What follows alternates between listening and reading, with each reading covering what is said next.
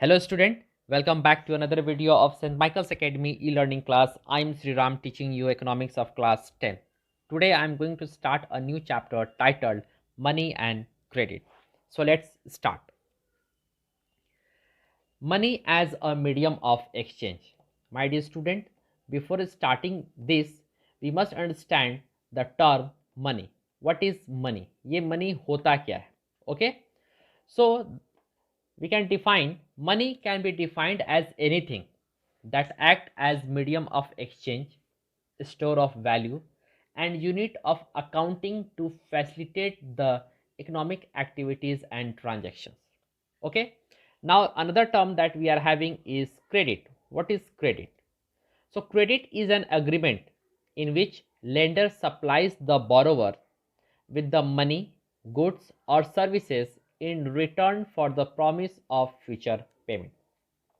So we are having the definition of money and credit. Now let's start. Money as a medium of exchange.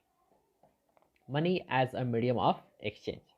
The use of money spans a very large part of our everyday life. Look around you and you would easily be able to identify several transactions involving money in any single day.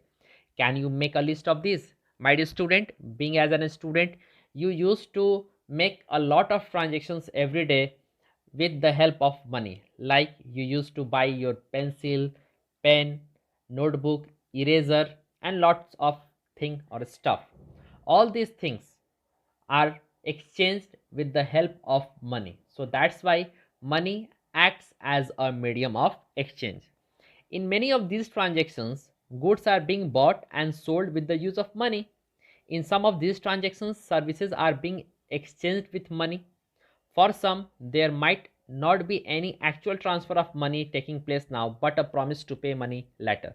Sometimes you used to buy anything on credit. It means you buy something, but you give your promise that after certain period of time you will pay for that.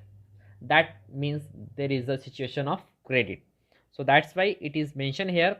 For some, there might not be any actual transfer of money taking place now, but a promise to pay money later, जिसमें हम बाद में पैसे देने की बात करते हैं, उसे हम क्रेडिट बोलते हैं. Have you ever wondered why transactions are made in money? The reason is simple. A person holding money can easily exchange it for any commodity or service that he or she might want. Thus, everyone prefers to receive payments in money and then exchange the money for things that they want. Take the case of a shoe manufacturer. He wants to sell shoes in the market and buy wheat. The shoe manufacturer will first exchange shoes that he has produced for money and then exchange the money for wheat.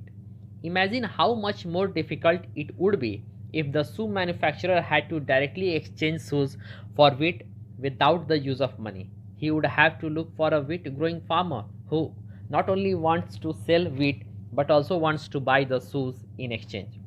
This is both parties have to agree to sell and buy each other's commodities. This is known as double coincidence of wants.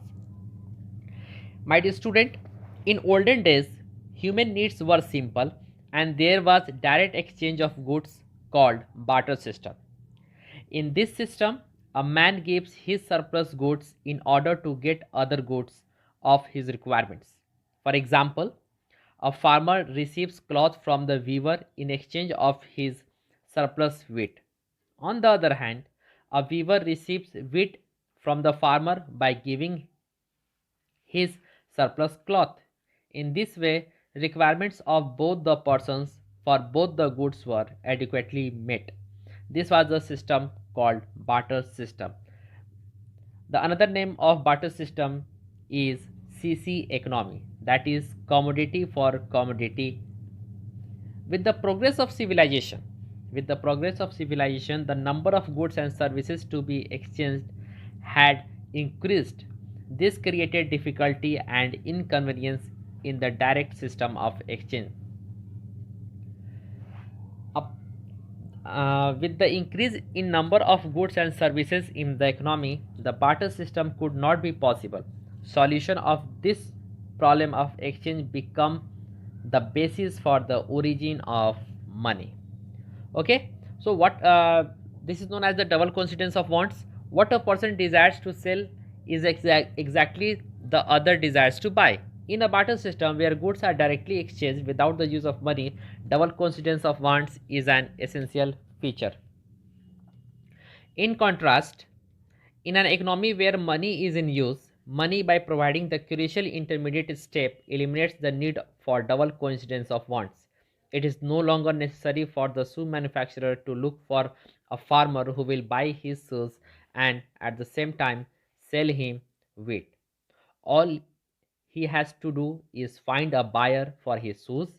Once he has exchanged his shoes for money, he can purchase wheat or any other commodity in the market. Since money acts as an intermediate in the exchange process, it is called a medium of exchange. So, my dear student, the money acts as a medium of exchange. Why? Because money acts as an intermediate in the exchange process, and therefore it is called a medium of exchange.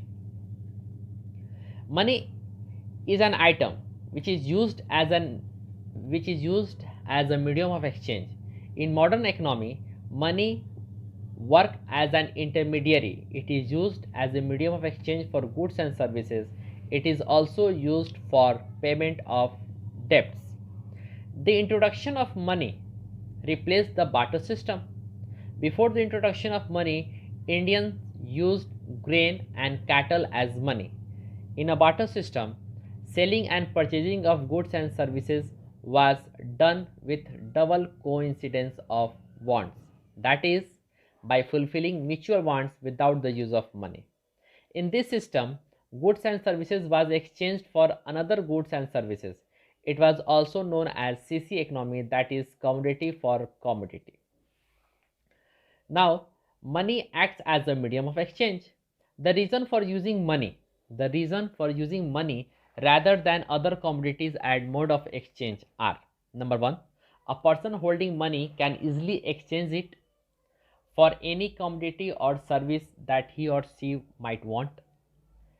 Everyone prefers to receive payments in money and then exchange the money for things that they want, as we are seeing in the example of shoe manufacturer. A transactions without money can happen only when there is a double coincidence of wants. It means what a person desires to sell is exactly what the other wishes to buy. In an economy where money is in use, money, by providing the crucial intermediate step, eliminates the need for double coincidence of wants. Since money acts as an intermediate in the exchange process, it is called a medium of exchange. Now, transaction before the modern form of money. Before the introduction of coins, a variety of objects was used as money. For example, since the very early ages, Indians used grains and cattle as money. Thereafter came the use of metallic coins, gold, silver, copper coins, a phase that continued well in the last century. So now, in the next video session, we will be discussing the modern forms of money. That's all for today. Thank you. Have a good day.